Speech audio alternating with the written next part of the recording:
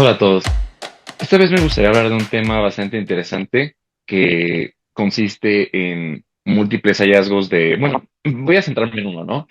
Pero quiero hablar de el tema de la economía conductual, behavioral economics, y quiero desacreditar la noción de que los hallazgos de esta disciplina, de esta rama de la ciencia económica, sirven para, cuestionar los axiomas principales de la teoría económica clásica y dos, que estos sostienen la idea de que el ser humano es racional y que por lo tanto el libre mercado no es óptimo y que el gobierno debería de intervenir, etcétera, etcétera, que es lo que mucha gente cree cuando se encuentra con estos experimentos o estos hallazgos en Internet, por ejemplo, ¿no?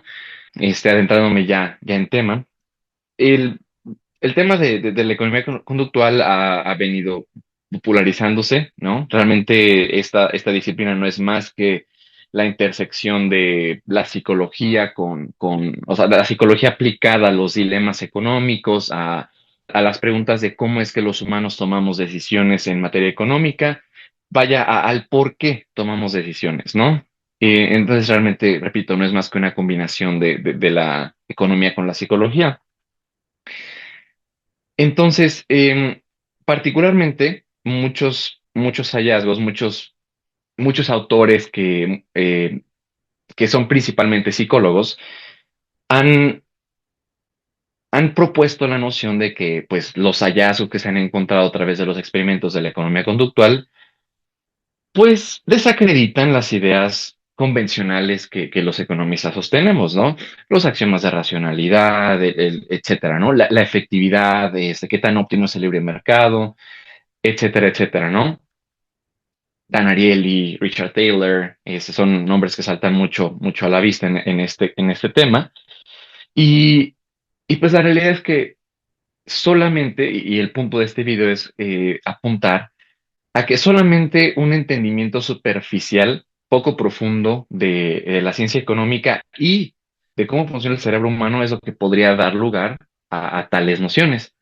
Porque la realidad es que los resultados de los experimentos que se llevan a cabo en esta disciplina no dan lugar a esta creencia o no proveen sustento a la noción de que el ser humano es una, irracional, dos, que la teoría económica clásica es equívoca y tres, tampoco ponen en duda la efectividad del libre mercado, ¿sí?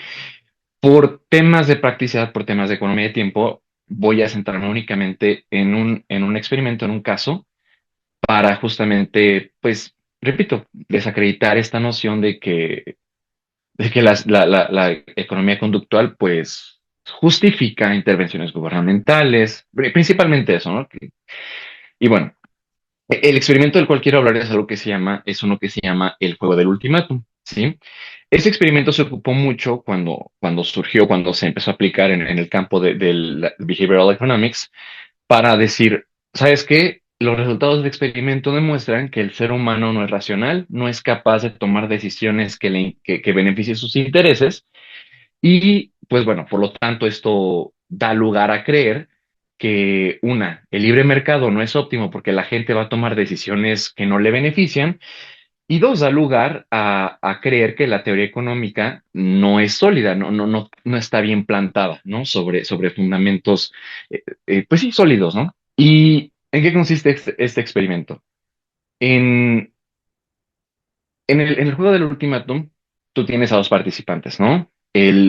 Se ofrece una especie de premio de $20 generalmente y el primer participante puede decidir cómo se dividen estos $20 entre los dos participantes, ¿no? Es decir, a mí, yo puedo tener, por ejemplo, la discreción de decir, ok, tengo los $20 y yo puedo decidir si me quedo con 18 dólares, 90% y le doy nada más 10%, $2 al otro participante, ¿no? La trampa aquí es que lo curioso es que el segundo participante, aquel que no tiene decisión, no tiene voz ni voto en el porcentaje en cómo se va a dividir este botín, sí tiene la posibilidad de decir acepto o no acepto. Y si el otro participante no acepta el porcentaje sugerido, nadie se lleva nada. Y pues justamente esperarías, mucha gente va a decir, bueno, es muy lógico o es muy intuitivo, ¿sí? Pensar que si a mí me ofrecen $2 de un botín de 20, pues yo voy a rechazar esa oferta, ¿no? Y es algo muy intuitivo. Yo creo que a cualquier persona poniéndose en esa situación, meramente a través de una especie de sentido de justicia, pues sí, de rabia, de enojo que emana ante la injusticia de que la aparente injusticia, pues rechazaríamos esa oferta, ¿no? Y justamente eso es lo que vemos que pasa. La mayoría de la gente rechaza porcentajes que son menores al 30%, ¿sí? Porque los considera injustos y prefiere perderse esa pequeña ganancia a participar en algo que considera injusto, ¿no? Estos resultados de que yo prefiero decir, ¿sabes qué? De $2, $4, 10, 20%, a nada, prefiero quedarme con nada, es lo que le dio pie a muchos de estos economistas conductuales, psicólogos, para decir, ¿sabes qué? Esto demuestra que la gente no es racional, porque una persona racional aceptaría cualquier cantidad de dinero porque pues de cero a nada, de cero a algo, pues es mejor algo, ¿no? O sea, tú deberías aceptar hasta $1. Si te da nada más $1, estás mejor por $1, ¿no? Y el hecho de que la mayoría de la gente no acepte ese tipo de divisiones, ese tipo de reparticiones, implica que la gente no es racional, que el libre mercado, que las ideas del libre mercado no están paradas sobre un fundamento sólido y que la teoría económica clásica esté equivocada, ¿no? O esté incompleta, etcétera. Y como decía originalmente, solamente un conocimiento muy superficial, especialmente de cómo funciona el cerebro humano, da lugar a tal creencia, porque esa creencia no es cierta. Este experimento no te da para creer eso. La justificación a lo que acabo de decir viene de experimentos que llevó a cabo Ernst Baer, que es un neuroeconomista. Y en esos experimentos se condujeron justamente estos juegos del ultimátum, pero con el detalle añadido de que a los participantes que tenían que rechazar o aceptar la oferta, a través de algo que se llama estimulación intracraneal, les atrofiaban momentáneamente una sección de su corteza prefrontal, que es la parte del cerebro que está comúnmente asociada con el pensamiento más detenido, el pensamiento lógico, el pensamiento racional, la función ejecutiva se le llama, que es principalmente también consiste en detener impulsos, ¿no? En no actuar como un animalito, ¿no? Una corteza prefrontal caracterizada por esa función ejecutiva es algo que nos caracteriza precisamente como especie, ¿no? Y bueno, ¿qué pasaba cuando Ernst Fair y sus colegas atrofiaban temporalmente a través de esta estimulación intracraneal esta parte del cerebro de los participantes que aceptaban o rechazaban la oferta? Pues bueno, que ahora sí los participantes, a pesar de decir, ¿sabes qué? La oferta de 10% del botín es injusta, la voy a aceptar. ¿Sí? El que se desactivara la parte del cerebro que está diseñada, que funciona para pensar a largo plazo, que funciona para detener impulsos egoístas, etcétera, daba lugar a que ahora sí aceptaras todas las ofertas, ¿sí? A que ahora sí actuaras como los economistas conductuales que condujeron el experimento originalmente esperaban que actuaras, ¿no? Y, y justamente lo curioso es, ok, ¿por qué pasa esto, no? Y es ahí donde viene el por qué estos resultados originales no, no justifican la noción de que la teoría económica es equivocada, incompleta, la teoría económica clásica, y dos, tampoco justifican incursiones del gobierno en materia de mercado, porque, repito, el ser humano no es irracional como se plantea. Lo que pasa aquí, lo que se encuentra, y es algo y este hallazgo lo podemos encontrar en un libro que se llama Who's in Charge, de Michael Gazzaniga, otro neurocientífico de mucho renombre, es que cuando tú te encuentras con una oferta injusta, cuando tú te encuentras con algo que tú consideras injusto, algo que nos pasa a los seres humanos es que estamos dispuestos a incurrir costos para castigar la injusticia, ¿sí? O sea, es decir, estamos dispuestos a sacrificarnos para decir esto está mal y esto se tiene que detener. y yo no voy a participar en algo que promueve injusticia, etcétera, ¿sabes?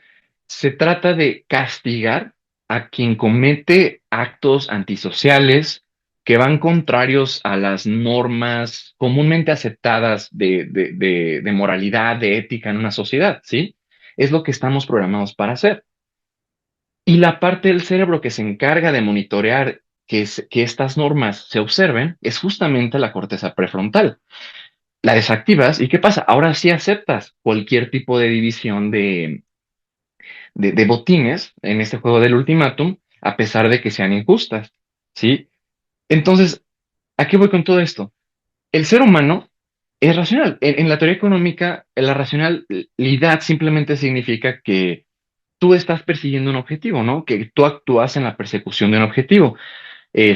No hay más, ¿no? O sea, no se trata de, contrario a lo que se considera la racionalidad, por ejemplo, desde la lente de la economía conductual, que es más, parece ser que la perspectiva de la racionalidad desde esta disciplina es, ¿actúa la gente como yo espero o no? Si sí, es racional, si no, no es racional. Y eso no es bastante lógico, ¿no? Pero bueno, entonces, ¿qué pasa? El ser humano sí está optimizando, sí está siendo racional cuando rechaza ofertas que a pesar de que lo beneficiarían, le resultan injustas. ¿Por qué? Porque está optimizando, está siendo racional, está optimizando por el ejercicio de lo que considera justo, ¿sí? Está promoviendo a través de este castigo de decir, yo no acepto este split, yo no acepto esta división de botín, y tú por lo tanto te vas a quedar con nada. Yo me quedo con nada, sí, pero tú también te quedas con nada. Y estoy dispuesto a incurrir este costo para que tú aprendas que eso está mal y no continúes con este camino de conductas antisociales, de conductas que van contrarias a las normas que comúnmente aceptamos en la sociedad como justas, como morales, etcétera, ¿sí? Entonces, el ser humano está optimizando, está siendo racional, está haciendo, y de hecho está siendo muy racional al rechazar esas ofertas. Está pensando a largo plazo, está optimizando, aunque sea de forma inconsciente, está optimizando por el largo plazo. Está optimizando por el bienestar de la sociedad, por la construcción de una sociedad que sea más capaz de observar normas de justicia, de ética, de moralidad, ¿sí? Entonces, y este hallazgo es bastante interesante, ¿no? Porque, repito, o sea, mucha gente lee esto y dice, sí, sí, sí, esto demuestra que el ser humano no es racional, no ve por sus intereses, es tonto al tomar decisiones. Gobierno, intercede, por favor, y corrige estas distorsiones de mercado que se van a producir como resultado de la irracionalidad humana. No, el ser humano sí es racional. Lo que pasa es que la gente no entiende cómo funciona el cerebro humano a profundidad y cuáles son las cosas que el cerebro humano valora en última instancia y por las cuales quiere optimizar. En este caso, la justicia, la moralidad, el que se observen las normas sociales, ¿sí? Y eso es algo muy importante para todos. Justamente si nos adentramos un poquito más en eso, pues justamente encontramos mucho más evidencia de por qué el gobierno no debería intervenir en el mercado. Porque nosotros ya venimos equipados con el hardware cerebral para observar normas, para castigar a quienes no observan normas y para procurar una sociedad justa. ¿Sí? Lo que quiero decir al final del día con este video es importante no creer los hallazgos superficiales que nos encontramos en Internet o creer que cualquier cosa que surge de esta disciplina de Behavioral Economics pone en duda la racionalidad humana y los axiomas sobre los cuales descansa la teoría económica clásica. No lo hace. La realidad es que no lo hace. Podemos adentrarnos en muchos más de los hallazgos que se presentan y un entendimiento profundo de qué es lo que plantea la teoría económica clásica y dos, de cómo funciona el cerebro humano, nos permiten entender que no es cierto. La economía conductual nos permite encontrar muchos datos curiosos que nos permiten principalmente entender cómo es que el ser humano toma decisiones o cómo es que el ser humano va a tomar ciertas decisiones, predecir qué va a decidir el ser humano en determinados escenarios de materia económica. Pero lo que no hace y no va a hacer es poner en tela de juicio, al menos no de forma consistente, no de forma determinante, el, la validez de la teoría económica clásica, ni mucho menos los méritos del libre mercado.